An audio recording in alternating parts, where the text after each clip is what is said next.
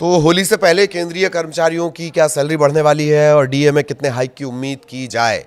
वेतन के साथ साथ पेंशन भी बढ़कर आएगा। केंद्रीय कर्मचारियों के लिए बड़ी खुशखबरी आ गई और होली से पहले खाते में मोटा पैसा आएगा। डीए पर ये एक बड़ा अपडेट आ रहा है, वो आपको बताएं। 20,000 से 1 लाख तक की सैलरी वालों की कितनी इसके बाद सैलरी बढ़ जाएगी, उदाहरण के जरिए मोटा मोटी एक पूरा कैलकुलेशन समझाने की कोशिश करेंगे। इसका फॉर्मूला क्या होता है, बहुत अंदर नहीं जाएंगे फॉर्मूले पे, पर इसका फॉर्मूला क्या होता है, कितने बेसिक पे वाले कर्मचारियों की सैलरी कितनी बढ़ेगी, ये सारे कैलकुलेशन फौरी तौर पर मोटा मोटी समझेंगे। नमस्कार, आपके साथ में ललित प्रजापति। केंद्रीय कर्मचारियों और पेंशनर्स को जल्द बड़ी खुशखबरी मिल सकती है। लेबर ब्यूरो की तरफ से दिसंबर 2025 का AICPI IW, ध्यान से सुनिए, AICPI IW क्या होता है?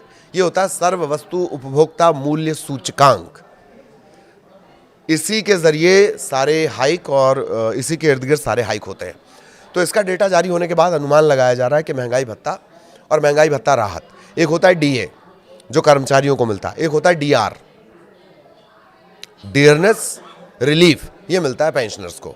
तो DA और DR माना यह जा रहा है कि 2-2% ये बढ़ाया जा सकता है। अब वास्तव में कितना बढ़ेगा ये तो सरकार की घोषणा के बाद ही साफ होगा। कहा यह जा रहा है कि सरकार अगले महीने यानी मार्च 2026 में ये ऐलान कर सकती है।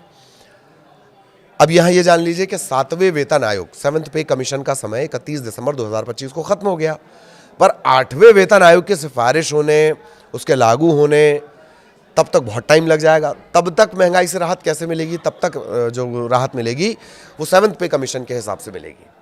इसी के हिसाब से डीए का कैलकुलेशन होता रहेगा। आपको बता दें कि सरकारी कर्मचारियों के बजट पर महंगाई का असर ना हो, इसे एडजस्ट करने के लिए महंगाई भत्ता टाइम टू टाइम सरकार बढ़ाती है। केंद्र सरकार साल में 2 बार जनवरी और जुलाई में डीए बढ़ाती है। इसका कैलकुलेशन बेसिक पे के हिसाब से किया जाता है। ऐसे में डीए बढ़ने पर कर्मचारियों की सैलरी बढ़ जाती है और डीआर बढ़ने पर पेंशनर्स की कुल पेंशन बढ़ जाती है। DA DR का जो कैलकुलेशन है वो AICPI IW के 12 महीने के औसत के आधार पर किया जाता है। 12 महीने का औसत अभी क्या आया है? अभी दिसंबर का आया है, तो पूरे 12 महीने का एक एवरेज निकाला जाएगा। ये होता क्या है? AICPI IW यानी all India consumer price index. Industrial workers एक मासिक इंडेक्स होता है जो इंडस्ट्रियल लेबर द्वारा एक तय बास्केट में शामिल वस्तुओं और सेवाओं के खुदरा दाम में समय के साथ होने वाले बदलाव को मापता है। लेबर ब्यूरो हर महीने AICPI IW का आंकड़ा जारी करता रहता है।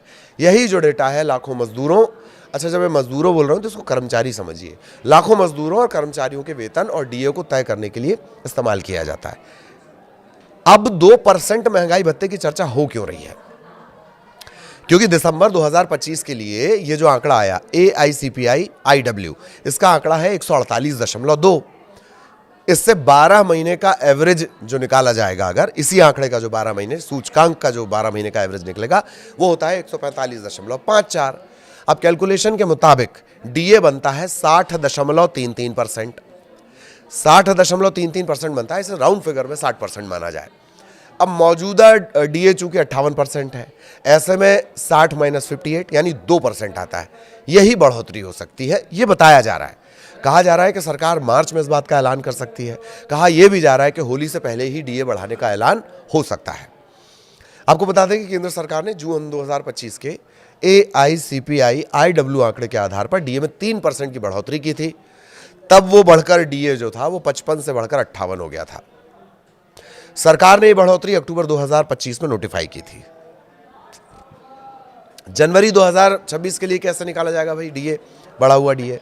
पहले दिसंबर 2025 के डीए का कैलकुलेशन समझ लीजिए। डीए का कैलकुलेशन इस फॉर्मूले से होता है, DA = 12 महीने का AICPI का जो एवरेज है, सूचकांक का जो एवरेज है, ठीक है, इसके साथ 2001 का बेस उसमें इस्तेमाल होता है, ठीक, माइनस 261.42। इसको बटा करेंगे, गुणा करेंगे 261.42 गुणित 100, ठीक। ये बेस ईयर का फंडा है। पहले 2016 बेस ईयर के इंडेक्स को 2001 बेस ईयर में बदलना होगा। इसके लिए फैक्टर 2.88 का लगाया जाता है। 2.88 का ये फैक्टर 2016 वाले नए बेस को 2001 वाले पुराने बेस के बराबर करने के लिए निकाला गया है। ये थोड़ी जटिल चीज़ है, बहुत ज़्यादा समझने की जरूरत नहीं, लेकिन जानकारी होनी चाहिए। अब जनवरी के लिए डीए परसेंट जब निकाला जाएगा तो फॉर्मूले के आधार पर यह आएगा 60.33%। राउंड फिगर में माना जा रहा है कि 60% इसको माना जाएगा। फिलहाल फॉर्मूले की इतनी समझ रखिए क्योंकि ये थोड़ा सा जटिल है। इसमें बेस ईयर आएगा, बेस ईयर के बाद जो सूचकांक है वो आएगा, ठीक है। फिर 288.88 ये भी आएगा। आगे आपको उदाहरण भी बताएंगे। लेकिन क्या मार्च में डबल तोहफा मिल सकता है? ये एक बड़ा सवाल है। पहले इसका जवाब, प्रधानमंत्री नरेंद्र मोदी की अध्यक्षता वाली केंद्रीय कैबिनेट मार्च 2026 की शुरुआत में इस फैसले को मंजूरी दे सकती है। चूंकि ये बढ़ोतरी 1 जनवरी 2026 से लागू मानी जाएगी, इसलिए कर्मचारियों को सिर्फ बढ़ी हुई सैलरी नहीं मिलेगी बल्कि पिछले महीनों का पूरा एरियर मिलेगा। तो इसका मतलब ये है कि अगर मार्च में घोषणा होती है तो होली के आसपास आने वाली सैलरी में फरवरी महीने का बढ़ा हुआ वेतन और जनवरी का जो बकाया एरियर है वो जुड़कर आ सकता है। त्योहार के मौके पर एक मुश्त राशि मिलना किसी तोहफे से कम नहीं है। पेंशन भोगियों के लिए भी ये उतनी बड़ी राहत की खबर होगी क्योंकि उनकी महंगाई भत्ता कर्मचारियों का होगा, महंगाई राहत किसकी हो गई? पेंशनर्स की हो गई। उनमें भी इसी अनुपात में बढ़ोतरी होगी। मौजूदा बढ़ोतरी 7वें वेतन आयोग की सिफारिशों के तहत की जाएगी। अब तक 8वें वेतन आयोग के गठन या लागू होने को लेकर सरकार की तरफ से जो टाइम पे अपडेट दिए जाते हैं, औपचारिक हरी झंडी हालांकि इसे मिली नहीं है। तो ये डीए बढ़ोतरी 31 दिसंबर 2025 को 7वें वेतन आयोग के औपचारिक समापन के बाद पहली समीक्षा होगी। अब एक मोटा मोटी आपको उदाहरण बता देते हैं। सैलरी स्लैब से आप समझ सकते हैं 20,000 से 1 लाख तक की सैलरी वालों की कितनी सैलरी बढ़ेगी।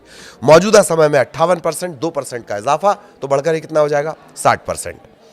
इसमें केंद्रीय कर्मचारियों की सैलरी भी बढ़ जाएगी। मौजूदा डीए 58 और अब 60%। डीए पर अलग अलग बेसिक सैलरी के हिसाब से एक मोटा मोटी बढ़ोतरी कैसी होगी इसे कैलकुलेशन से समझा जा सकता है। जिनकी बेसिक सैलरी है 20,000, 58% डीए पर इनका वेतन 31,600 और 60% वेतन पर इनका पहुंच जाएगा 32,000। तो मासिक बढ़ोतरी कितनी होती? 400 रुपये। बेसिक सैलरी अगर 30,000 है, 58% के हिसाब से 47,400, 60% के हिसाब से 48,000, मासिक बढ़ोतरी 600 रुपये। जिनकी सैलरी 40,000 के स्लैब में है, 58% के हिसाब से 63,200, 60% के हिसाब से 64,000, महीने की बढ़ोतरी 800 रुपये। बेसिक सैलरी 50,000, 58% के हिसाब से 79,000, 60% के हिसाब से 80,000, मासिक बढ़ोतरी 1,000 रुपये की। बेसिक सैलरी 60,000 के स्लैब में, 58% के हिसाब से 94,800, 60% के हिसाब से 96,000, 1,200 रुपये की बढ़ोतरी। 70,000 के हिसाब से देखा जाए, 58% 1,10,600, 60% 1,12,000, महीने की बढ़ोतरी 1,400 रुपये। और जिनकी बेसिक सैलरी 80,000, 58 के हिसाब से 1,26,400, 60% के हिसाब से 1,28,000 ये पहुंचेगी। तो 1,1600 की मोटा मोटी इसमें बढ़ोतरी होगी। इसी तरीके से भी आगे के स्लैब है उसको आप 58 के हिसाब से और 60 के हिसाब से कैलकुलेट कर सकते हैं। बट मोटा मोटी ये जो बढ़ोतरी है ये हम आपको एक बता रहे हैं कि ये 2% अगर इजाफा होता है तब होगी। ये ऐलान के बाद ही क्लियर होगा। कुल मिलाकर देखा जाए तो केंद्रीय कर्मचारियों की जो सैलरी है सालाना 4,800 रुपये से 24,000 तक की इसमें बढ़ोतरी होगी अलग अलग स्लैब के हिसाब से।